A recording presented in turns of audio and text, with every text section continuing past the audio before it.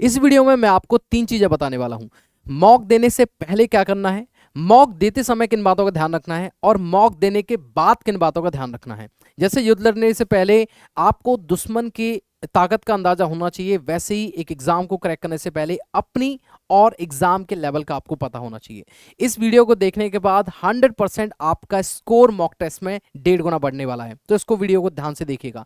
जैसे कि अगर हम लोग ध्यान से देखने की कोशिश करें कि हम लोगों के माइंड में जो एक मिथ चलता रहता है कि सर पहले हम लोग कोर्स को कंप्लीट कर लेते हैं, देन उसके बाद हम लोग मॉक टेस्ट के ऊपर फोकस करेंगे, यही दिमाग में चलता है। लेकिन ये बात मेरी आप दिमाग में फिट कर लो कि एक एस्पिरेंट की लाइफ में सिलेबस कभी कंप्लीट होता ही नहीं है। अगर आप लोग सिलेबस के बेसिस पर सोच रहे हो कि पहले सिलेबस कंप्लीट करेंगे और उसके बाद में मॉक देना शुरू करेंगे, तो ये सबसे बड़ी मूर्खता आपकी होगी और लास्ट तक आप ना सिलेबस कंप्लीट कर पाओगे, ना ही मॉक टेस्ट दे पाओगे और इतने बड़े एग्जाम को जो आप देने जा रहे हो उससे बहुत पीछे रह जाओगे, सारी अपॉर्चुनिटी आपकी पीछे रह जाएंगी। तो इसको बहुत ही प्रैक्टिकली वे में समझने की कोशिश करेंगे, अच्छे तरीके से बताने की आपको मैं कोशिश करूंगा। तो इस बात को दिमाग में फिट कर लो कि तैयारी पूरा सिलेबस कंप्लीट कर लोगे, उसके बाद मॉक देना चालू करोगे, ये आपका सबसे बड़ा भ्रम है, इसको आप पहले तो दूर करें। ठीक है, इसमें हम लोग थोड़ी थोड़ी बातें करेंगे, एकदम जेन्युइन बात करूंगा और काफी ज्यादा इंटरेस्टिंग सी बातें रहेंगी जो आप रिलेट कर पाएंगे अपने साथ में। सबसे पहली बात तो जब आप लोग बिफोर मॉक की मैं बात करूंगा कि मॉक से पहले, मॉक देने से पहले आप लोगों के माइंड में क्या चलता है और आप लोगों को क्या सोचना चाहिए। देखिए, नो डाउट मैं सिलेबस के बारे में जरूर बात करूंगा कि आपको जब तक सिलेबस का अंदाजा नहीं होगा, जब तक आप पढ़ोगे ही नहीं, तो मॉक देने का फायदा क्या होगा।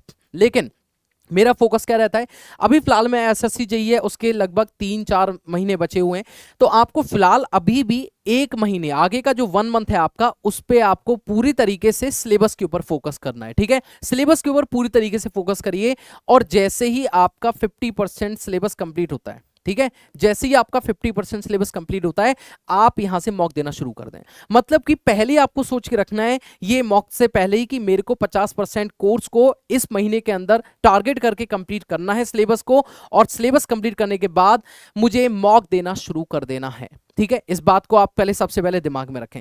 अब मॉक देने के लिए ऐसा नहीं है, आप लोगों के कॉन्सेप्ट क्लियरिटी, अगर आप मान लीजिए सिविल के हैं, मैकेनिकल के, इलेक्ट्रिकल के हैं, आपको अपने सब्जेक्ट की नॉलेज होनी चाहिए, आपको नॉन टेक जो पार्ट है, जीके है, रीजनिंग है, उनकी नॉलेज होनी चाहिए। तो नो डाउट आप लोगों को नॉलेज तो होनी चाहिए सब्जेक्ट की, तब जाके ही आप मॉक में परफॉर्म कर पाओगे। लेकिन कितना, तो 50% आपका जैसे ही सिलेबस कंप्लीट होता है आप मॉक देना शुरू कर दें, क्योंकि जब आप अभी से मॉक देना शुरू करोगे 50% सिलेबस के बाद में, तभी जाके आप लास्ट मॉक तक एक बढ़िया परफॉर्मेंस निकाल पाओगे, अदरवाइज नहीं होगा। ठीक है, अब उसके बाद में बात आती कई बार बिफोर मॉक टेस्ट है, यहां पे हम लोग बात करेंगे ड्यूरिंग मॉक टेस्ट की, और एक आप सबसे लास्ट में हम लोग बात करेंगे ड्यूरिंग मॉक, और सबसे लास्ट में बात करेंगे आफ्टर मॉक क्या करना है। ठीक है, आफ्टर मॉक क्या करना है उसके बारे में भी बात करेंगे।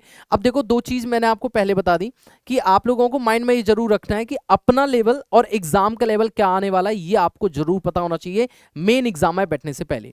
जैसे मैंने बोला कि बिफोर मॉक 50% सिलेबस होती है, आप लोग मॉक देना शुरू करते हैं। अब बच्चे के दिमाग में आता है कि सर कैसे दें, सेक्शनल मॉक दें, फुल मॉक दें। तो मेरा मानना यह है कि आप लोग सबसे पहले सेक्शनल मॉक देना चालू करो। ठीक है, जैसे सिलेबस कंप्लीट होता है आपका, तो आप लोग क्या करो, वहां पे सेक्शनल मॉक देना चालू करो। जैसे आप लोग अगर मान लीजिए सिविल में है, तो आपका एक सब्जेक्ट सोम कंप्लीट हो गया आपका, या फिर 50% सिलेबस में मान लीजिए सोम कंप्लीट हो गया आपका, स्ट्रक्चर हो गया, कोई भी एक सब्जेक्ट जैसे सर्वे कंप्लीट हो गया, तो आप उनका मॉक देना शुरू कर दें अलग अलग। ठीक है, अलग अलग प्लेटफॉर्म पे, अलग अलग जगह पे आपको मॉक की बहुत सारी सुविधाएं मिलती हैं। फिर उसके बाद आपका जैसे मान लीजिए मैकेनिकल में हो तो थर्मोडायनेमिक्स, फ्लूइड जैसी होता है, आप अपना मॉक देना शुरू कर दें, सेक्शनल मॉक अलग अलग सब्जेक्ट की। ठीक है, सेम इलेक्ट्रिकल के अंदर बेसिक इलेक्ट्रिकल हो गया तो उसका मॉक देना शुरू कर दें, सेम ऐसी। अब सेक्शनल मॉक हो गया, सेक्शनल मॉक में टाइम मैनेजमेंट करना सीखें, क्योंकि माइंड सिर्फ एक ही सब्जेक्ट के ऊपर फोकस्ड होगा तो वो सब्जेक्ट अच्छे से तैयार हो पाएगा। ठीक है, इस बात को ध्यान रखें। तो ये था आपके पास में बिफोर मॉक आपको क्या करना है, सिलेबस इतना कंप्लीट करना है, और जिन बातों की बता रहा हूं बहुत ही बारीक तरीके से सुनने का, छोटी छोटी बातों को ध्यान रखोगे, एग्जाम आराम से क्रैक हो जाएगा। ठीक है, ड्यूरिंग मॉक की बात करो, ड्यूरिंग मॉक में क्या होता है, जब आप पढ़ रहे थे तो कॉन्सेप्ट को आपने कितना क्लियर तरीके से समझा, कॉन्सेप्ट में कहाँ पे कौन कौन सी चीज़ों को सर ने बताया था, मैम ने बताया था कि ये ज़्यादा इंपॉर्टेंट है, ये कम इंपॉर्टेंट है, इसमें न्यूमेरिकल अप्रोच कैसे लगेगी, इस टॉपिक के अंदर आप लोगों को कौन सा चीज़ें ज़्यादा एग्जाम में पूछी जा रही हैं, प्रीवियस ईयर रिपीटेड मोड में कौन से टॉपिक्स पूछे जा रहे हैं, ये क्लास के दौरान ही आपको बता दिया जाता है। आप भी इन चीज़ों के ऊपर फोकस रखें। ये चीज़ साथ के साथ जब आप क्लास में पढ़ रहे थे उस टाइम पर टॉपिक के साथ में जो क्वेश्चंस आपने, जो न्यूमेरिकल या जो भी वन लाइनर क्वेश्चन आपने सॉल्व किए, वो चीज़ें, ये सारी चीज़ें आपकी ड्यूरिंग द मॉक आपके काम आएंगी। ड्यूरिंग द मॉक आपका जो दिमाग है पूरी तरीके से इस बात पे होना चाहिए कि मुझे यहाँ पर ना सिर्फ अपने को गलतियां निकालने का मतलब समझिए, यहाँ सिर्फ मेरे को अपनी गलतियां क्लियर करनी है, बल्कि इनके साथ साथ इन गलतियों को रिकवर करना भी आना चाहिए। इस बात पर दिमाग बिल्कुल मत रखना कि 2 घंटे खत्म होने वाले, बार बार घड़ी की तरफ देख रहे हो, नहीं। आप सिर्फ फोकस करें, जब आप पेपर दे रहे हैं, जब आप मॉक दे रहे हैं, तो इस बात पर फोकस करें कि मैं यहाँ पे 1 to 100 जा पा रहा हूं कि नहीं। इसका मतलब ये होता है, जैसे फॉर एग्जाम्पल आपके 100 क्वेश्चन है एक मॉक के अंदर, तो आप 1 से लेकर के 100 तक जा पा रहे हो कि नहीं। इनफैक्ट मान लीजिए आपने इसके बीच में 5 क्वेश्चन को छोड़ दिया, वो मैटर नहीं करता, लेकिन अगर 1 से 100 तक जो जा रहा है वही है असली हीरो। समझ में आ रही है बात? क्या है बेटा? वही आपका असली हीरो है, क्योंकि जब तक आप यहां पे नहीं पहुंचे 1 से 100 के बीच में, तो मॉक देने का कोई फायदा ही नहीं हुआ। मॉक यही तो सिखा रहा है, टाइम मैनेजमेंट, एक्यूरेसी, यही तो आपको करना है। ठीक है, तो पहले आप लोगों को सेक्शनल मॉक देने हैं, सब्जेक्ट वाइज मॉक देने हैं, टैग हो चाहे नॉन टैग। अब बच्चों के दिमाग में आता है सर पहले टैग कर लें फिर बाद में नॉन, नहीं, टैग नॉन टैग को साथ में लेकर के चलो, अदरवाइज पीछे रह जाओगे, एग्जाम नहीं निकल पाएगा। टैग नॉन टैग दोनों को लेके चले, यहाँ पे मैं क्लियर भी लिख देता हूँ, टैग नॉन टैग दोनों को पढ़ो एक दिन में। टैग नॉन टैग, और सिलेबस की जब भी मैं कभी बात करूंगा तो ना सिर्फ मैं टैग की बात करूंगा, मैं नॉन टैग की भी बात करूंगा। ठीक है, रीजनिंग के भी मॉक दें, रीजनिंग के भी सेक्शनल मॉक दें, हर एक टॉपिक के। डायरेक्शन टेस्ट हो गया, डायरेक्शन टेस्ट का मॉक दे दो। अगर आपका ब्लड रिलेशन का होगा तो ब्लड रिलेशन का एक मॉक दे दो। तो हर एक टॉपिक का, हर एक चैप्टर का एक सेक्शनल मॉक दो। हर एक सब्जेक्ट वाइज आप मॉक टेस्ट दे सकते हो, तो वो सेक्शनल मॉक पे पूरा ध्यान दें। उसके बाद जब आपके सेक्शनल मॉक हो जाएंगे, आपका सिलेबस 80% तक, 90% तक हो जाता है, तो उसके बाद में फुल लेंथ मॉक देना शुरू कर दें। और यकीन माने, पहले जब आप यहाँ पे आ रहे हो, जब आपके पास में आपका सिलेबस कंप्लीट करने का टाइम नहीं है, तो कम से कम यहाँ पे एक वीकली टेस्ट जरूर दें, वीकली मॉक जरूर दें इस जगह पर। ठीक है, मतलब कि जब हम बिफोर मॉक टेस्ट हम लोग कर रहे हैं यहाँ पे, तो जब आप सेक्शनल दे रहे हो तो आपका कम से कम एक वीकली मॉक जरूर दें। जब एग्जाम का 1 महीना रह जाए तो उस टाइम पर डेली एक मॉक दें। कम से कम अगर आप 25 से 30 मॉक दे रहे हो, तो 25 से 30 मॉक देने के बाद आपकी स्पीड वही सेम रहेगी जो आप एक्चुअली एग्जाम में परफॉर्म करना चाहते हो। जैसा कि आप एग्जाम में बैठ करके अपने ऊपर बिना प्रेशर के एग्जाम में एक अच्छी रैंक, ना सिर्फ एक अच्छी रैंक, एक अच्छा डिपार्टमेंट चाहते हो, तो आपको ये करना पड़ेगा। अब अगली एक और बात करते हैं हम लोग, आफ्टर मॉक क्या करना है सर। जैसे फॉर एग्जाम्पल आज आपने एक मॉक दिया, अब एक मॉक देने के बाद आपको क्या करना है, आपको करना है एनालिसिस उसका। एनालिसिस का मतलब ये है कि मैंने कौन से सब्जेक्ट में सबसे ज्यादा टाइम लगाया, मैंने कौन से पार्ट में, मैंने टैग में कितना टाइम लगाया, मैंने नॉन टैग में कितना टाइम लगाया, ये आपको ध्यान रखना है आफ्टर मॉक। मॉक के बाद में इसको जरूर देखिए, इससे पता चलेगा कि अगले मॉक में आपको कैसे तैयार होके जाना है। यही असली योद्धा की निशानी है।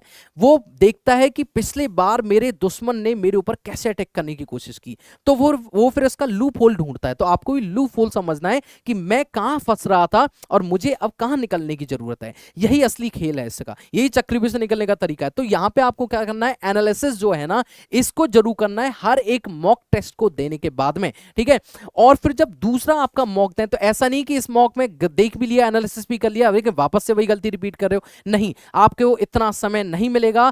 और सिलेबस को भी साथ साथ पैरेलल चलना है, रिवीजन भी लेकर के चलना है, मॉक भी लेकर के चलने। कैसे चलोगे बाबू? तो इसके लिए तुमको क्या करना पड़ेगा, ये स्ट्रैटेजी को फॉलो करिए। 50% सिलेबस खत्म होते ही आप तैयार कर लीजिए मॉक, खुद को मॉक टेस्ट के लिए। पहले सेक्शनल मॉक दीजिए, टैग और नॉन टैग दोनों के। उसके बाद जब आप सिलेबस को 80% तक कंप्लीट कर लें, तो फुल लेंथ मॉक देना चालू कर दें। और फुल लेंथ मॉक को देते टाइम काफी सीरियस रहें, उसको सिंसियरली फॉलो करें, उसका एक तरीके से अपने डिसिप्लिन में फॉलो करें, क्योंकि इसके बिना, आपको फुल लेंथ मॉक के बिना तो आपको ओवरऑल कॉन्फिडेंस आना नहीं है। और ये जो इस मॉक टेस्ट में बैठने का जो कॉन्फिडेंस आएगा, वो आएगा सेक्शनल जो आपके पास में मॉक आपने दिए थे उनसे। तो मेरे हिसाब से आपको जब ये वीडियो देखोगे आप, तो आप लोगों को ये लगेगा कि कहां से मुझे शुरू करना चाहिए, कैसे मुझे शुरू करना चाहिए। इस वीडियो को कमेंट में मुझे जरूर बताइएगा। अगला वीडियो में बताने वाला हूं। कई सारे स्टूडेंट क्या करते हैं कि जैसे उन्होंने मॉक दिया, मॉक में अच्छे नंबर नहीं आए, घबरा जाते हैं, वहां पे परेशान हो जाते हैं, पैनिक हो जाते हैं, छोड़ देते हैं।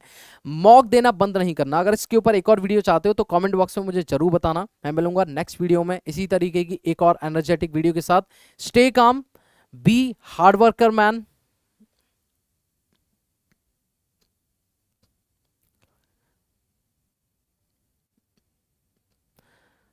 Till then take care, thank you so much.